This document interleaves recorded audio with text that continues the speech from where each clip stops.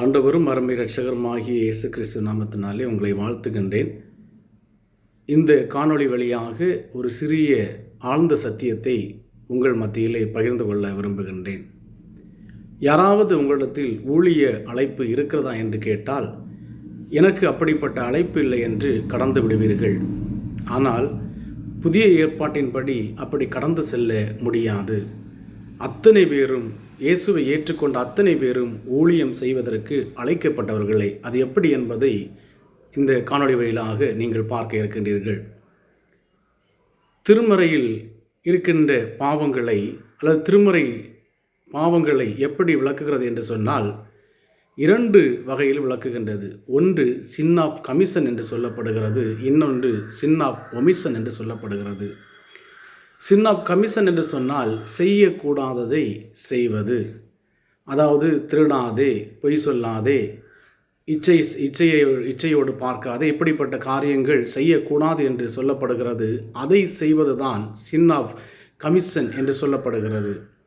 இன்னொன்று சின் of omission, அதாவது கடமையை செய்ய தவறுவது, செய்ய வேண்டிய நன்மையை செய்யாமல் இருப்பது. இதைத்தான் இன்றைக்கு நாம் தெளிவாக காண இருக்கின்றோம். மத்தேயு 25ஆம் அதிகாரம் 41 முதல் 45 முடிய காணப்படுகின்ற அந்த செம்மாறியாடு வெள்ளாடு ஓமையை நீங்கள் தெளிவாக பார்ப்பீர்கள் என்று சொன்னால், அங்கே தண்டிக்கப்பட்டவர்கள் சின் ஆஃப் கமிஷனுக்காக தண்டிக்கப்பட்டவர்கள் அல்ல. அதாவது செய்யக்கூடாததை செய்ததற்காக தண்டிக்கப்பட்டவர்கள் அல்ல. ஆனால் எதற்காக தண்டிக்கப்பட்டார்கள் என்று சொன்னால், செய்ய வேண்டிய நன்மையை செய்யாமல் இருந்தபடியினால் அவர்கள் தண்டிக்கப்படுகின்றார்கள். என்ன அவர்கள் அப்படி செய்தார்கள்? செய்யவில்லை. பசியாக இருந்தவர்களுக்கு அவர்கள் போஜனம் கொடுக்கவில்லை. தாகமாக இருந்தவர்களுக்கு தாகத்தை தீர்க்கவில்லை. அந்நியராய் இருந்த மக்களை அவர்கள் சேர்த்து கொள்ளவில்லை. வஸ்திரம் இல்லாதிருந்தவனுக்கு வஸ்திரம் கொடுக்கவில்லை. இப்படியாக அந்த ஓமை கடந்து செல்கிறது.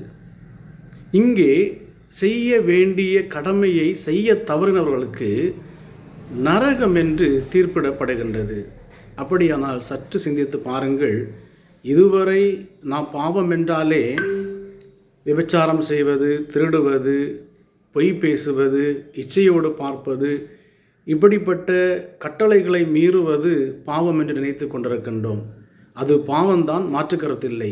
ஆனால் இயேசு கிறிஸ்து கடைசியாக இந்த ஓமையிலே சொல்லுகின்ற காரியம் செய்யாமல் இருப்பது. இப்படிப்பட்ட நன்மைகளை, சின்ன சின்ன நன்மைகளை கூட, பசியாக இருக்கிறவனுக்கு போஜனம் கொடுக்கிற நன்மையை கூட செய்யாதவன் நரகத்தில் தள்ளப்படுவான் என்று சொல்லப்படுகின்றது. இப்பொழுது சற்று சிந்தித்து பாருங்கள். இந்த சமூகத்திலே பசியாக இருக்கிறவர்கள், ஏழையாக இருக்கிறவர்கள், ஒடுக்கப்பட்டவர்கள், திக்கற்றவர்கள், வஸ்திரம் இல்லாதவர்கள், வீடு இல்லாதவர்கள், சிறைச்சாலையில் இருக்கிறவர்கள், இப்படிப்பட்டவர்கள் உங்களை சுற்றிலும் இருக்கிறார்களா என்று சிந்தித்து பாருங்கள். நிச்சயமாக இருப்பார்கள், மாற்று கருத்தில்லை. நாம் அதை பொய் சொல்லி வெளியேற முடியாது. அப்படியா என்று சொன்னால், இதையெல்லாம் காண்கின்ற நீங்கள் இவர்களுக்கு உதவுவதுதான் ஊழியம். அதுதான் ஊழிய அழைப்பு. எனவே யாருமே எஸ்கேப் ஆகவே முடியாது. எனக்கு ஊழிய அழைப்பு இல்லை, எனக்கு அப்படிப்பட்ட வாய்ப்பு இல்லை என்று எஸ்கேப் ஆகவே யாரும் முடியாது. எனவே சமூகத்திலே பாதிக்கப்பட்ட மக்களை பார்க்கும் பொழுது, பாதிக்கப்பட்ட மக்களுக்காக குரல் கொடுப்பதும், பாதிக்கப்பட்ட மக்களுக்காக களத்தில் பணியாற்றுவதும் தான் மிகப்பெரிய ஊழியம் என்பதை மறந்து போகாதிருங்கள். எனவே இந்த ஊழிய அழைப்பு அத்தனை பேருக்கும் கொடுக்கப்படுகிறது. எனவே யாருமே எனக்கு ஊழிய அழைப்பு என்று இல்லை என்று சொல்ல முடியாது. அதாவது இப்படிப்பட்ட செய்ய வேண்டிய நன்மையை நாம் செய்யாமல் இருப்பது நம் நரகத்திற்கு ஒப்பான பாவமாக இருக்கிறது. எனவே அந்த பாவத்திற்கு தப்புவதற்கும், இன்று முதல் நான் ஏதோ செய்யக்கூடாததை செய்யாமல் பரிசுத்தமாக இருக்கிறேன் என்று நீங்கள் உங்களுக்குள்ளே ஒரு தற்பெருமை கொள்ளாமல், நான் செய்ய வேண்டியதை செய்யாமல், அநேக நன்மைகளை செய்யாமல் இருக்கின்ற ஒரு பாவி என்பதை உணர்ந்து எந்த அளவிற்கு இந்த சமூகத்திற்காக, ஒடுக்கப்பட்ட மக்களுக்காக நீங்கள் செயல்பட முடியுமோ அதை செயல்படுங்கள். ஆண்டவர் உங்களையும் ஊழியத்திற்கு அழைக்கின்றார். இந்த அழைப்பை உங்களுக்கு ஊழியமாக கொடுக்கின்றார். ஆண்டவர் ஆசீர்வதிப்பாராக. ஆமென்.